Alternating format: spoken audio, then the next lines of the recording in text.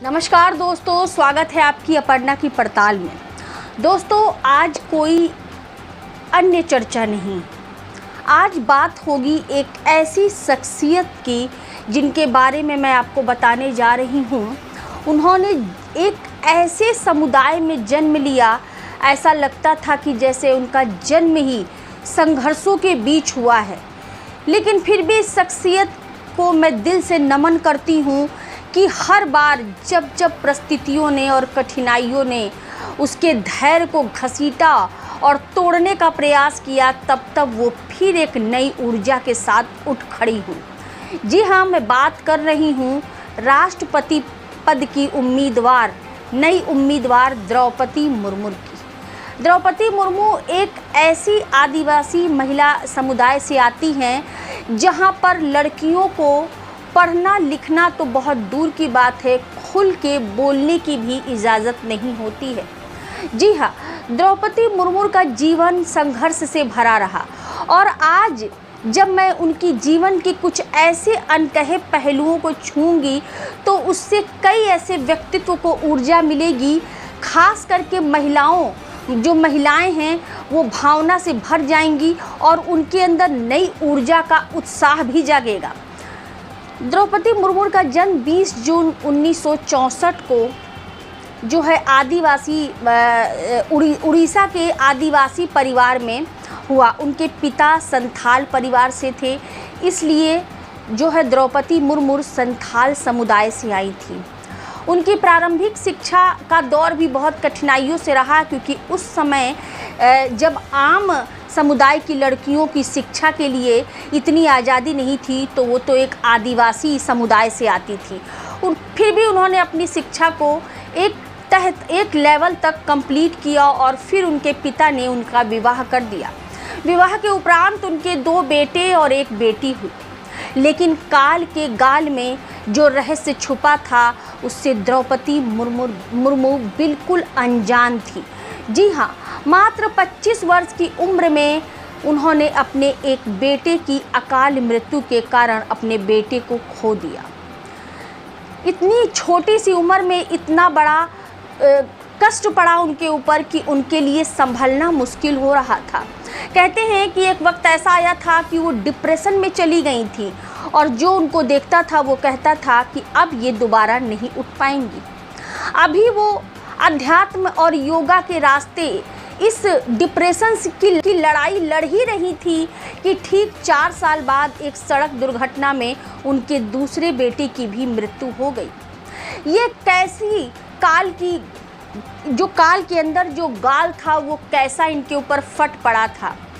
द्रौपदी मुर्मू टूट सी गई थी, लेकिन फिर भी उन्होंने अपनी लड़ाई जारी रखी और वो इस सदमे से बाहर आते ही कि ठीक 1 साल बाद उनके पति ने भी उनका साथ छोड़ दिया, उनका निधन हो गया। देखिए दोस्तों, एक के बाद एक उन्होंने अपना पूरा परिवार खो दिया। आम तौर पे कोई भी व्यक्ति ऐसे समय में अपना धैर्य खो देता है, उसके जीने का कोई भी उद्देश्य मात्र नहीं रहता है। लेकिन द्रौपदी मुर्मू हार नहीं मानी और उन्होंने फिर से एक नई ऊर्जा के साथ उठ खड़ी हुई और अपनी लड़ाई को पुनः से जारी किया। वर्ष 1979 में उन्होंने उड़ीसा के रामादेवी महिला कॉलेज से स्नातक किया। उसके बाद वो उड़ीसा के सिंचाई विभाग में बतौर क्लर्क काम करने लगी। ये उनके जीवन की पहली नौकरी थी। इस नौकरी को छोड़ करके कुछ ही वर्षों बाद उन्होंने किसी कॉलेज में बतौर असिस्टेंट प्रोफेसर शिक्षक के तौर पे काम करने लगी। इसी बीच उनके जीवन में 1997 में एक टर्निंग पॉइंट आया और वो उड़ीसा से वार्ड परिषद की चुनाव लड़ी और जीत गई। इसके बाद यहीं से उनके राजनीतिक करियर की शुरुआत हुई और फिर उन्होंने पीछे मुड़कर कभी नहीं देखा। उड़ीसा से वो 2 बार विधायक रही। 2002 से लेकर 2004 तक वो उड़ीसा में बतौर उड़ीसा सरकार की मंत्री रही।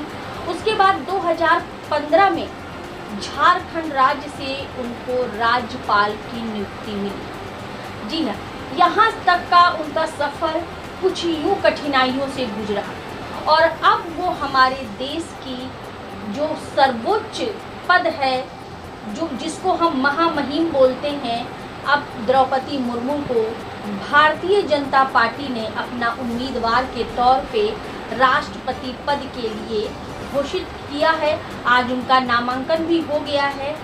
तो ये थी द्रौपदी मुर्मू की कहानी। द्रौपदी मुर्मू जो उड़ीसा के एक छोटे से यानी कि 6 कमरों के घर में अभी तक रह रही थी, और वो घर भी कोई वीआईपी एरिया में नहीं था, वहाँ सभी मध्यम वर्गीय के लोग रहते हैं।